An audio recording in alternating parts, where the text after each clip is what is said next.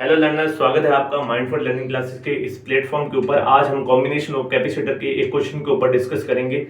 यहाँ पर हमें एक सर्किट डायग्राम दे रखा है जिसमें 5 कैपेसिटर कनेक्टेड है और अपन को इस सर्किट का इक्विवेलेंट डायग्राम ड्रॉ करना है और इसका इक्विवेलेंट कैपेसिटेंस कैलकुलेट करना है। तो सबसे पहले हम क्या करेंगे, इस डायग्राम के अंदर इन 2 पॉइंट के अबाउट एक इमेजिनरी बैटरी को कंसिडर कर लेंगे।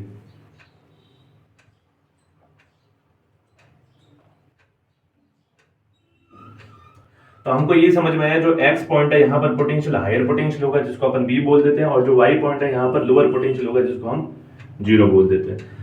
अब इस a पॉइंट पे भी पोटेंशियल v होगा, बट जब अपन इस वायर के थ्रू जाएंगे तो इसके बीच में एक कैपेसिटर आ रखा है, तो यहाँ b पॉइंट के ऊपर पोटेंशियल अपन को नहीं पता। इसी टाइप में अगर मैं d पॉइंट पे पोटेंशियल बोलूं तो यहाँ पर 0 होगा, और जैसे ही इस वायर में अपन आगे जाएंगे यहाँ पर भी एक कैपेसिटर बीच में आ रहा है, तो हम नहीं कह सकते c पॉइंट के ऊपर पोटेंशियल 0 होगा। तो हम C और B पॉइंट के ऊपर 2 इमेजिनरी पोटेंशियल कंसीडर करेंगे जिसको हम नाम दे सकते हैं यहाँ पर X, और यहाँ पर इस B को दे देंगे Y। तो अब जैसा इस डायग्राम के अंदर मेंशन है, अपन वैसा का वैसा इक्विवेलेंट डायग्राम यहाँ पर ड्रॉ कर देंगे।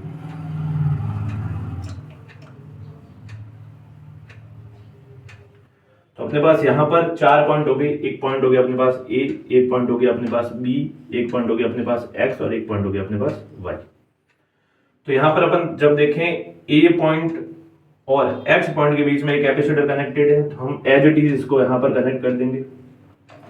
इसी टाइप में जब अपन X पॉइंट और B पॉइंट को देखेंगे तो इसके बीच में भी एक कैपेसिटेंस कनेक्ट है, तो उसको भी अपन यहाँ पर कनेक्ट कर देंगे। फिर अपन यहाँ देखें A पॉइंट और Y पॉइंट, तो इसके बीच में भी एक कैपेसिटर कनेक्ट किया हुआ है, तो हम एज इट इज इसको यहाँ पर कनेक्ट कर देंगे। और फिर एट द एंड जो अपना B पॉइंट है और जो अपना D पॉइंट है, यहाँ पर भी एक कैपेसिटर कनेक्टेड है, तो अपन यहाँ पर इसको एज इट इज कनेक्ट कर देंगे। और लास्ट में X और Y के बीच में भी एक कैपेसिटर है जिसको अपन यहाँ पर एज इट इज कनेक्ट कर देंगे। अब इनकी वैल्यूज यहाँ पर लिख देंगे। यहाँ पर इसकी 6 माइक्रोफेरेड है, इसकी भी 6 माइक्रोफेरेड है, इसकी भी 6 माइक्रोफेरेड है, और ये लास्ट भी 6 माइक्रोफेरेड है। और सेंटर वाला जो कैपेसिटर अपने पास, इसको अपन दे देंगे क्वेश्चन में 20 माइक्रोफेरेड।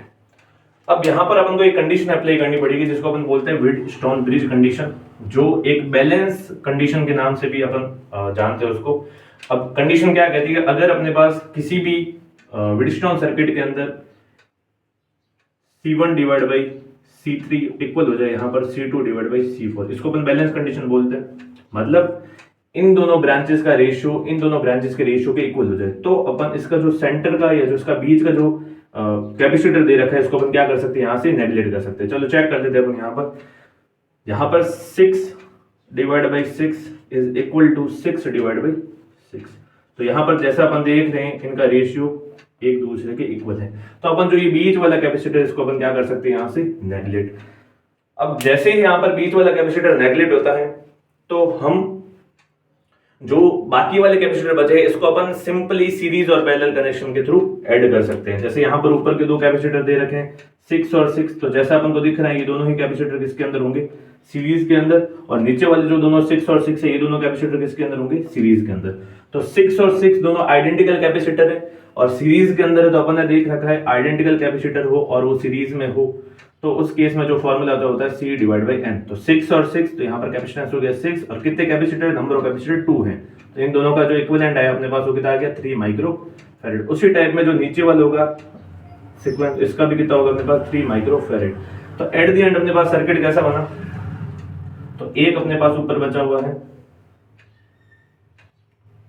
3 माइक्रोफेरेड, और उसी टाइम में यहाँ पर भी 3 माइक्रोफेरेड, और ये अपने पास दोनों कनेक्शन थे जो अपने इनिशियल पॉइंट थे X और Y। अब ये दोनों किसके अंदर दिख रहे हैं, तो यहाँ पर ये दोनों पैरेलल में, और पैरेलल में इक्विवेलेंट का फॉर्मूला क्या होता है, C1 प्लस C2। यहाँ पर 3 plus 3 is equal to 6 microfarad.